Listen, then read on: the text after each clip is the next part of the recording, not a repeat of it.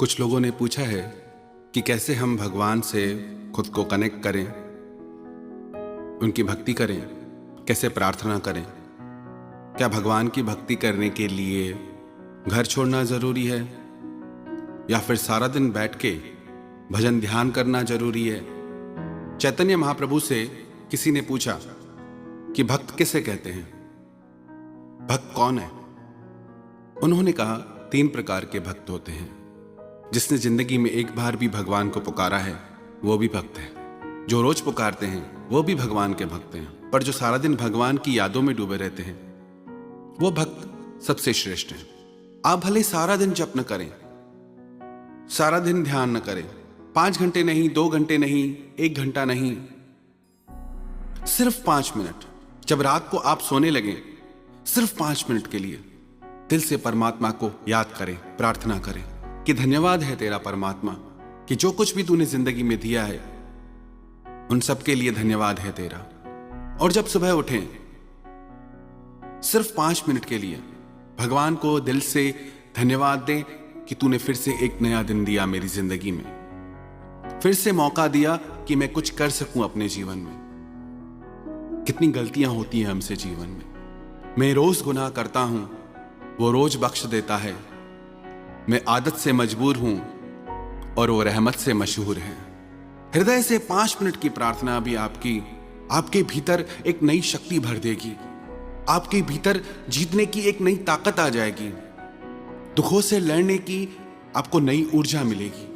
एक बार भगवान से नारद ने पूछा कि आपका सबसे बड़ा भक्त कौन है? उसे लगा मैं सारा दिन नारायण नारायण करता हूं तो मुझसे बड़ा भक्त कौन होगा? भगवान उससे बोले कि एक किसान है, धरती पे रहता है, वो मेरा सबसे बड़ा भक्त है। नारद को सुन के आश्चर्य हुआ कि मुझसे बड़ा भक्त कौन हो सकता है। उसने सोचा जाके देखता हूं। जब उसने उस किसान की दिनचर्या देखी, सुबह को 1 माला भगवान के नाम की जप के अपने खेतों में काम करने चला जाता था।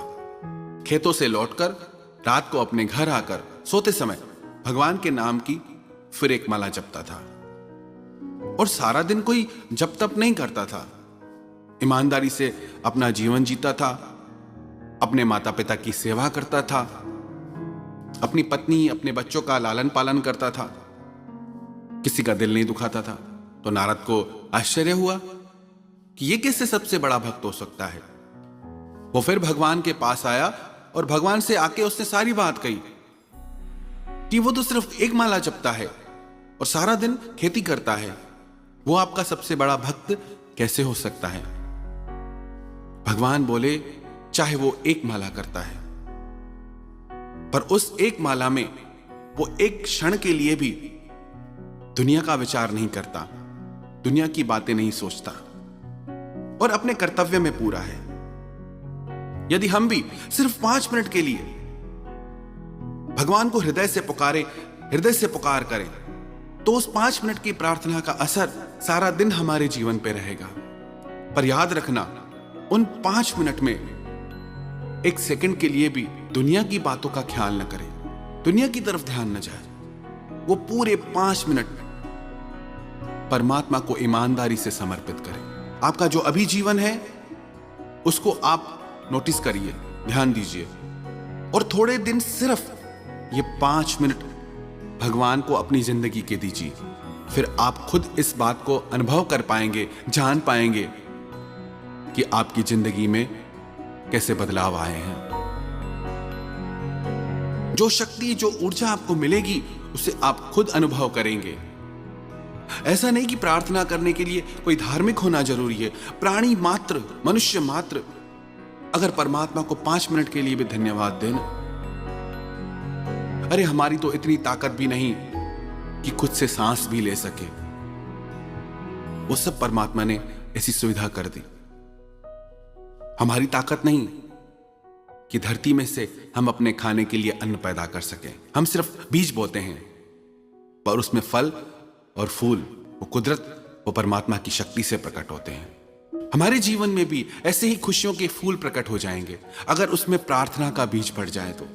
एक गांव में 3 भोले भाले साधु आए। वो तीनों परमात्मा को प्रार्थना करते थे उनकी भावना का, उनकी प्रार्थना का ऐसा असर हुआ पूरे गांव पे कि उनके पास भीड़ आने लगी। तो जो गांव का पादरी था उससे बड़ा अचरज हुआ कि कौन 3 साधु आए हैं।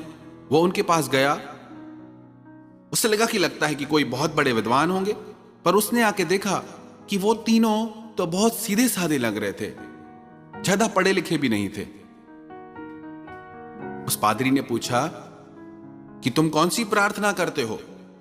वो तीनों बोले कि हम पढ़े लिखे नहीं हैं, हमें तो कुछ आता नहीं। हम भगवान से एक ही बात कहते हैं कि भगवान, हम भी 3 और तुम भी 3 हो, और 3 शक्तियों के रूप में भी परमात्मा को हम जानते हैं, एक बनाने वाले, एक पालने वाले और एक उसको लय करने वाले। परमात्मा की 3 शक्तियां। तो हम प्रार्थना करते हैं कि हम भी 3 और तुम भी 3, तो हमारा कल्याण करो। उसे लगा ये कैसे लोग हैं, ये कैसी प्रार्थना हुई कि हम भी 3 तुम भी 3, हमारा कल्याण करो। उस पादरी ने अपनी जो विधिवत लिखी हुई प्रार्थना थी सारी उनको सिखाई। एक बार सिखाई, उन्हें समझ नहीं आई। दूसरी बार सिखाई, उन्हें समझ नहीं आई। तीसरी बार सिखाई तो कुछ कुछ उन्हें समझ आई। ऐसे काफी देर तक सिखाने के बाद उसे लगा कि अब ये प्रार्थना सीख गए हैं। नदी के पार उसको जाना था।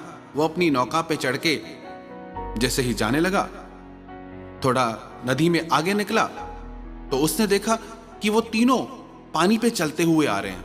वो तीनों आके बोले कि धन्यवाद, आपने प्रार्थना सिखाई, पर आपकी प्रार्थना तो हम भूल गए, फिर से सिखाओ। जब उसने देखा कि ये तीनों पानी पे चल रहे हैं, कैसा प्रभाव है इनका, तो उसे एहसास हुआ है मेरी शब्दों में लिखी प्रार्थना से भी इनकी सीधी सादी प्रार्थना में ज्यादा असर है। कितनी देर करते हैं उससे ज्यादा इस बात का महत्व है कि हम कैसे करते हैं। बहुत ज्यादा चतुराई नहीं चाहिए कि बहुत ज्यादा हमको पढ़ना लिखना पड़े। सरल हृदय चाहिए। चतुराई चौपट करे, ज्ञानी गोता खाए, और भोले भाले भक्त को तो जल्दी प्रभु मिल जाए। तो यदि ईमानदारी से हम ये 5 मिनट प्रार्थना के अपने जीवन में जोड़ ले, तो विश्वास रखना आप अपनी जिंदगी को कई गुना बेहतर पाएंगे। आपको अपने जीवन में दिव्य ऊर्जा का अनुभव होगा। आपको लगेगा कि हां, कि भगवान है मेरे साथ हर बात में। बस आपको अपनी प्रार्थनाओं पे विश्वास जगाना होगा। If you worry, it means you don't pray. If you prayed, then why do you worry? अगर आप चिंता करते हैं तो अभी वो प्रार्थना आप सीखे नहीं। आपकी प्रार्थना भी अभी आपका विश्वास नहीं। यदि आपने प्रार्थना हृदय से की है तो फिर चिंता क्यों करते हैं? भगवान ने अर्जुन से यह बात कही, यदि तू सच्चे मन से मुझ में लग जाएगा तो तेरी हर चिंता मैं करूंगा। योगक्षेमम वहाम्यम। तो यदि हम ये 5 मिनट, सिर्फ 5 मिनट परमात्मा को देंगे, तो ये 5 मिनट हमारी जिंदगी में चमत्कार कर सकते हैं।